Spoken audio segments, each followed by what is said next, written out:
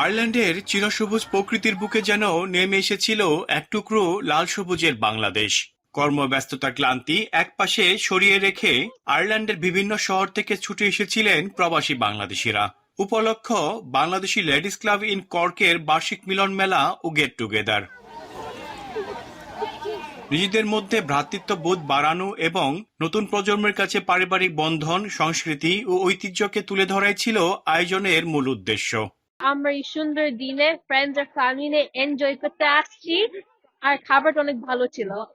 ওই ওয়েদার অনেক ভালো, অনেক অনেক মজা একসাথে। বাংলাদেশি লেডিস ক্লাব কর্কের পক্ষ থেকে আজকে আমরা বনভোজনের আয়োজন করেছি। খুবই সুন্দর ওয়েদার। আজকে ওয়েদার আয়ারল্যান্ডে নরমালি এত সুন্দর ওয়েদার দেখা যায় না। শুধু কর্কে না, কর্কের আশেপাশে অন্য কাউন্টি থেকে আমাদের পরিচিত অনেক বন্ধু বান্ধব আত্মীয় স্বজন এসেছে। আমরা একটা মিলন মেলার আয়োজন করেছি। শীত প্রধান দেশে আমরা এবারে প্রথম সামারে আমরা বিভিন্ন পিকনিক বা বিভিন্ন গেট টুগেদার আয়োজন করতেছি এবং আমরা এতটাই আনন্দিত যে আমাদের পরিবার বা ফ্রেন্ড আমরা সবাই মিলে আউটডোরে আমরা গেট টুগেদারে খুব এনজয় করতেছি।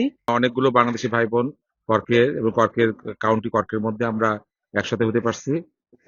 ছোটখাটো একটা পিকনিকের উদ্দেশ্য, কিন্তু মোটামুটি ছোট বাচ্চাদের কিছু খেলা থাকবে, কিছু ওদের পুরস্কার থাকবে, বড়দের কিছু খেলা থাকবে। মানে আমরা কিছুটা যেন আগের জীবনে আমাদের শৈশব, কৈশোর কিংবা যুবক বয়সের কিছু স্মৃতি আমরা যেন এগুলো কাছে ফিরে যাই, এইটুকু আমাদের প্রয়াস আর কি। তবে ভালো লাগতেছে সবার স্বতঃস্ফূর্ত ভাবে সবাই যে আসছে এবং সবাই এনজয় করতেছে এবং প্রত্যেকেই হাসি খুশি, প্রত্যেকেই সবাইকে মানে চিয়ার আপ করতেছে। আর খুব ভালো লাগতেছে। আজ এখানে আসতে পেরে খুব খুশি লাগছে। খুব সুন্দর একটা আয়োজন। যতটুকু এসে উদযাপন করতে পারছি খুব ভালো লাগছে। খাওয়া দাওয়ার আয়োজনটা খুব সুন্দর ছিল।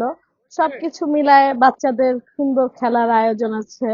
খুব সুন্দর সবকিছু পরিপাটি ভাবে, পরিকল্পিত ভাবে খুব সুন্দর ভাবে করেছে।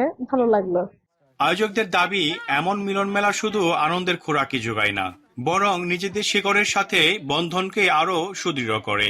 আয়ারল্যান্ড প্রবাসী বাংলাদেশিদের এই মেলবন্ধন আগামীতেও অটুট থাকবে, এমনটাই প্রত্যাশা সবার। মনিরুজ্জামান মনির, এখন আয়ারল্যান্ড।